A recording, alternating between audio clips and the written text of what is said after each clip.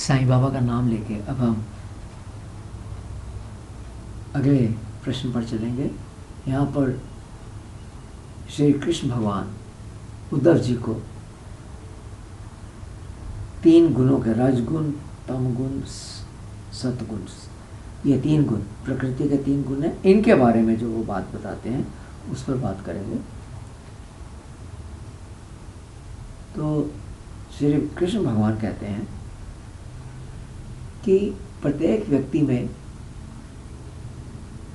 अलग अलग गुण होते हैं और उससे ही उस व्यक्ति का वैसा स्वभाव बन जाता है।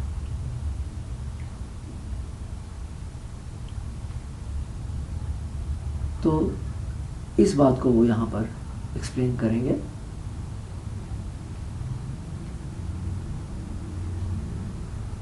श्री कृष्ण भगवान कहते हैं कि जो सतगुण है उसका व्यवहार, उसकी कैरेक्टरिस्टिक्स, उसकी वृत्तियाँ क्या हैं वो बताते हैं। सतगुण में मनुष्य के मन पर संयम होता है, कंट्रोल करता है, वो उसका अपनी इंद्रियों पर नियंत्रण हो जाता है, बुद्धि में विवेक पैदा करता है सतगुण। फिर तप, सत्य, दान और दया, ये चारों जो धर्म के चार पांव बताए गए हैं, इन चारों पर उसका अधिकार होता है। उसमें संतोष बढ़ता है, जो मिल गया उसी में संतुष्ट। त्याग की भावना आती है, उसमें विनय होगा, अहंकार कम होगा, विनय आने लगता है। विषयों के प्रति उसमें अनिच्छा आ जाती है और फिर वो अपनी आत्मा में ही लीन रहता है, इधर उधर उसका चंचल चित्त इधर उधर नहीं जाता, परंतु आत्मा में रहता है। रजोगुण है, उसके क्या कैरेक्टरिस्टिक्स हैं, उसमें वृत्तियां कैसी होती हैं? इच्छाएं बढ़ती हैं, वो इच्छाओं को बढ़ाता है, घमंड और अकड़ पैदा करता है। अकड़ेगा मनुष्य, घमंडी होगा, उसमें असंतोष बढ़ता है, धन इकट्ठा करने की प्रवृत्ति बनती है, विषय भोगों में वो लगा रहेगा, और चाहिए और चाहिए।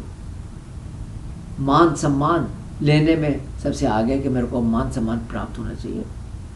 भेद बुद्धि बढ़ती है, अर्थात मेरा तेरा बहुत करने लगता है, और युद्ध के लिए, लड़ाई झगड़े के लिए उत्साह रहता है उसके अंदर। तमोगुण की वृत्तियां हैं, उसमें लोभ बहुत बढ़ता है, क्रोध, गुस्सा, झूठ बोलना, हिंसा, ये सब गुण आने लगते हैं। कलह, शोक,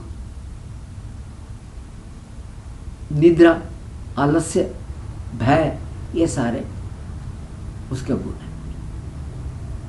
अब श्री कृष्ण भगवान कहते हैं कि प्रत्येक बुद्धि जिसमें मैं और मेरा है, वह तीन गुणों के जोड़ से बनती है। ये जो तीन गुण बताए, सद्गुण, रजगुण, तमगुण, ये क्या करते हैं?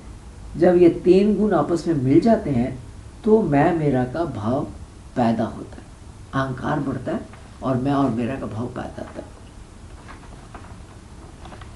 इन तीन गुणों के कारण, इन तीन गुणों का कारण क्या है? इन तीन गुणों का कारण मन है, तथा परमात्मा इन गुणों से परे है, अतीत है। इन गुणों के कारण ही जीवात्मा शरीर में, धन में, मान सम्मान में, इन सब में आसक्त हो जाता है, और फिर इस आसक्ति के कारण वो बंधन में पड़ जाता है। व्यक्ति में ये तीन गुण एक साथ रहते हैं, हर किसी में ये तीन गुण एक साथ रहेंगे, परंतु एक समय में एक गुण बढ़ता है और दूसरे दो गुण दब जाते हैं। अर्थात किसी समय में सतगुण बढ़ जाएगा, तब रज और तम गुण दब जाएंगे। जब रजगुण बढ़ेगा तब सत और तम गुण दब जाएंगे, और जब तम गुण बढ़ेगा तब बाकी के दो सत और रजगुण दब जाएंगे। तो एक समय में एक गुण बढ़ जाता है, बाकी दो थोड़ी देर के लिए दब जाते हैं। अब श्री कृष्ण भगवान कहते हैं कि जब सतगुण बढ़ता है, अर्थात जब रज और तम गुण दब जाते हैं तब व्यक्ति सोचता है मैं सुखी हूँ, ये ऐसी सोच बन जाती है उसकी, मैं सुखी हूँ। वो थोड़े में ही संतुष्ट हो जाता है, उसमें धर्म का व्यवहार बढ़ जाता है, धार्मिक पुस्तकें पढ़ेगा, वो किताबें पढ़ेगा, तो इस तरीके से उसको ज्ञान प्राप्ति की उसकी इच्छा बढ़ेगी। तो ये सद्गुण जब बढ़ता है उस वक्त मनुष्य का बिहेवियर ऐसे होता है। तो जैसे जैसे सद्गुण बढ़ेगा वो उसका थोड़े में संतुष्ट होने की होगी, धार्मिक प्रवृत्ति बनेगी उसकी, इस प्रकार। परंतु जब रजगुण बढ़ता है और बाकी के दो गुण दब जाते हैं, तम गुण और सतगुण दब जाते हैं, तब भेद बुद्धि भी बढ़ती है, मेरा और तेरा की भावना बहुत बढ़ जाती है, आसक्ति बढ़ जाती है, तथा उसके अंदर इच्छा होती है और प्राप्त करूं और प्राप्त करूं, और फिर वैसा ही व्यवहार हो जाता है। तो व्यक्ति कर्म, यश, धन की वृद्धि के लिए प्रयत्न करने लगता है। तो जिसकी भी अगर आप देखेंगे कि बहुत धन प्राप्ति की इच्छा है, यश प्राप्ति की इच्छा है, कर्म बहुत करता है उस कारण, तो समझिए उसकी रजगुण की प्रवृत्ति बढ़ी हुई है। और जब तम गुण बढ़ जाता है तब बाकी के दो गुण दब जाते हैं, तब क्या होता है, तब उसकी प्रवृत्ति नीच कर्मों की तरफ चली जाती है, हिंसा वगैरह की तरफ हो जाएगा, वह सुस्ती और नींद के अधीन हो जाता है। अब श्री कृष्ण भगवान कहते हैं कि जब कोई निष्काम होकर अपने कर्मों के द्वारा प्रभु की आराधना करे, वह सत्वगुणी ऐसा मनुष्य जितेंद्र अर्थात इंद्रियों को जीतने वाला होता है और उसको मानसिक शक्ति प्राप्त होती है। तो क्या कहा, अगर निष्काम होकर हम कर्म करें और कर्म प्रभु को अर्पण कर दें, प्रभु की आराधना करें अपने कर्मों से, तब क्या होगा, उसकी सत्वगुणी ऐसा जो मनुष्य वो अपनी इंद्रियों पर जीतने लगता है, वो सद्गुण की तरफ बढ़ता है और फिर मानसिक शांति, उसको मानसिक शांति प्राप्त होती है। जो मनुष्य सकाम भाव से श्री कृष्ण भगवान कहते हैं मेरा पूजा करता है, वह रजोगुणी है और उसमें इच्छाएं बहुत बलवान हो जाती हैं। और फिर जो शत्रु की मौत के लिए मेरी पूजा करता है, श्री कृष्ण भगवान कहते हैं जो मेरी पूजा करता है किस लिए, कि शत्रु की मौत हो जाए, दूसरे का नुकसान हो जाए, वो तमोगुणी है, उसमें अत्यंत क्रोध तथा हिंसा की भावना होती है। और फिर श्री कृष्ण भगवान कहते हैं कि सद्गुण ही मेरी प्राप्ति का साधन है।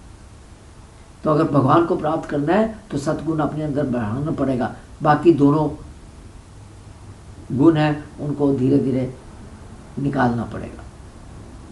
अब श्री कृष्ण भगवान यहाँ पर कहते हैं कि जिसकी मृत्यु सतगुण की वृद्धि के समय होती है, जब वो बढ़ रही है, सतगुण बढ़ रहा है और दोनों बाकी के गुण दबे हुए हैं, उस वक्त उसकी मृत्यु हो जाए तो वो सीधा स्वर्ग में जाता है। जिसकी मृत्यु रजगुण की वृद्धि के समय होती है वह मनुष्य लोक में आ जाता है, वो फिर आदमी बनता है, औरत बनता है, ऐसे करके मनुष्य लोक में आ जाता है। और जिसकी मृत्यु तम गुण की वृद्धि के समय होती है वो नरक में जाता है, नीचे की योनियों में जाता है। परंतु जो गुणातीत हो गया, इन तीनों गुणों से ऊपर उठ जाता है, वह मुझे प्राप्त होता है। तो प्रभु को वही प्राप्त होगा जिसने अपने इन तीनों गुणों के ऊपर जीत प्राप्त कर ली।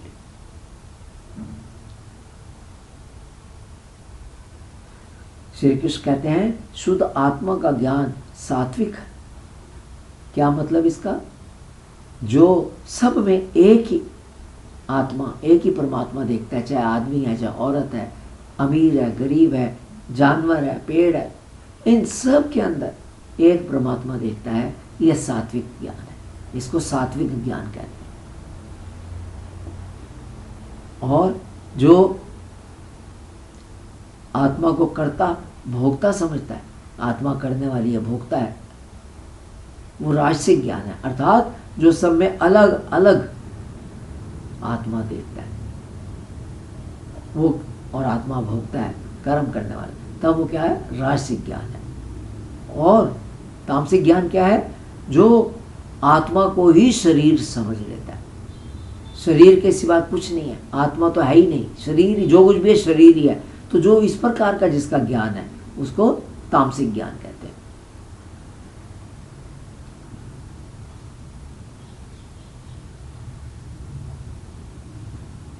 श्री कृष्ण भगवान कहते हैं विचारशील पुरुष को चाहिए कि सावधानी से सतगुण के अभ्यास से धीरे धीरे सतगुण का अभ्यास कीजिए, बढ़ाइए सतगुण, रज और तम गुण को जीत लो।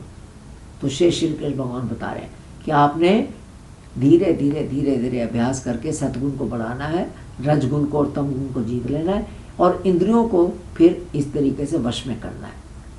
तब फिर उसके बाद मेरे स्वरूप तथा मेरे भजन में लग जाए। आसक्ति लेश मात्र भी नहीं रहनी चाहिए। जब ये बातें हो जाएंगी, इंद्रियों को जीत लिया, मन में शांति आ गई, आसक्ति का त्याग कर दिया, प्रभु के साथ जुड़े रहे, उसके बाद धीरे धीरे मन को शांत करके सतगुण पर भी विजय प्राप्त करनी चाहिए।